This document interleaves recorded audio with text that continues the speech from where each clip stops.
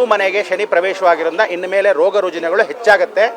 ಭಾಳಷ್ಟು ಜನ ಬಿಸಿಲು ತಾಪದಿಂದ, ಸ್ಕಿನ್ ಡಿಸೀಸಿಂದ, ಚರ್ಮ ವ್ಯಾಧಿಯಿಂದ, ರೋಗ ರುಜಿನಗಳಿಂದ ನರಳ್ತೀರ ಸತ್ಯ. ಯಾಕೆ ಅಂದರೆ ನೀವೆಲ್ಲರೂ ಮನೇಲಿ ಅಡುಗೆ ಬಿಟ್ಬಿಟ್ಟಿದ್ದೀರ. ಹೋಟ್ಲಲ್ಲಿ ತಿನ್ನು, ಬೀದಿಯಲ್ಲಿ ತಿನ್ನು, ಅಲ್ಲಿ ತಿನ್ನು, ಇಲ್ಲಿ ತಿನ್ನು. ಯಾವ ನೀರಲ್ಲಿ ಮಾಡ್ತಾನೋ ಗೊತ್ತಿಲ್ಲ. ನೀರಲ್ಲೇ ಮೀನು ರಾಶಿಯಲ್ಲೇ ಕೂತಿರ್ತಕ್ಕಂಥ ಶನೇಶ್ವರನು ವ್ಯಾಧಿಯನ್ನು ಕೊಡೋದು ಸತ್ಯ. ಮುಂದಿನ ತಿಂಗಳು ಕರೆಕ್ಟಾಗಿ 29ನೇ ತಾರೀಕು ಅಷ್ಟೊತ್ತಿಗೆ ರಾಹು ಕೇತು ಚೇಂಜ್ ಆಗ್ತಾರೆ. 18ನೇ ತಾರೀಕು ಅಷ್ಟೊತ್ತಿಗೆ ಗುರು ಚೇಂಜ್ ಆಗ್ತಾನೆ. 4 ಗ್ರಹಗಳು 3 ತಿಂಗಳಲ್ಲಿ ಚೇಂಜ್ ಆಗೋದ್ರಿಂದ ದಯವಿಟ್ಟು ಎಲ್ರಿಗೂ ಹೇಳ್ತಾ ಇರೋ ಎಚ್ಚರಿಕೆ ಏನು ಅಂದರೆ, ಈ ಧರ್ಮರಾಯ ದೇವಸ್ಥಾನದಿಂದ ಧರ್ಮೋ ರಕ್ಷತಿ ರಕ್ಷಿತ. ಯಾರ್ಯಾರು ಧರ್ಮವಾಗಿರ್ತೀರ, ಯಾರ್ಯಾರು ವಿಶೇಷವಾಗಿರ್ತಕ್ಕಂಥ ಸಂದರ್ಭದಲ್ಲಿ ಹಸುಗಳನ್ನು ಸಂರಕ್ಷಣೆ ಮಾಡ್ತೀರಾ. ಅದಕ್ಕೆ ಭಾರತ ದೇಶವನ್ನು ಹಸು ಸಂರಕ್ಷಣಾ ವೇಷವಾಗಿರ್ತಕ್ಕಂಥ ಯಾವುದಾದ್ರೂ ಇದ್ದರೆ ಅದು ಭಾರತ ದೇಶ ಮಾತ್ರ. ಯಾರ್ಯಾರು ಇಬ್ಬಿಬ್ಬರು ಹೆಂಡ್ತೀರು ಇಟ್ಕೊಂಡಿದ್ದೀರಾ, 3 ಕಟ್ಕೊಂಡಿದ್ದೀರಾ, ಅಥವಾ ಯಾರೋ ಗೊತ್ತಿಲ್ಲದೆ ಗೋಪ್ಯವಾಗಿ ಇಟ್ಕೊಂಡಿದ್ದೀರಾ, ದೊಡ್ಡ ಮಿನಿಸ್ಟ್ರಿಂದ ಹಿಡಿದು ಫಿಲ್ಮ್ ಆ್ಯಕ್ಟ್ರಿಂದ ಹಿಡಿದು ಎಲ್ಲರೂ ಬೀದಿಗೆ ಬರೋದು ಗ್ಯಾರಂಟಿ. ಅದರಿಂದ ಕೋರ್ಟ್ ಕೇಸು, ವಿಶೇಷವಾಗಿರ್ತಕ್ಕಂಥ ಲಾಯರ್ಗಳಿಗೆ ಕೆಲಸ ಜಾಸ್ತಿ.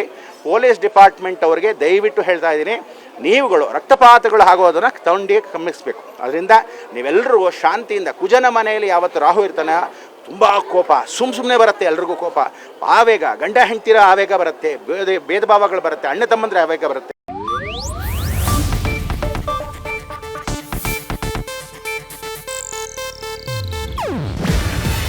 ಇದು ಏಷ್ಯಾನೆಟ್ ನ್ಯೂಸ್ ನೆಟ್ವರ್ಕ್ ಪ್ರಸ್ತುತಿ.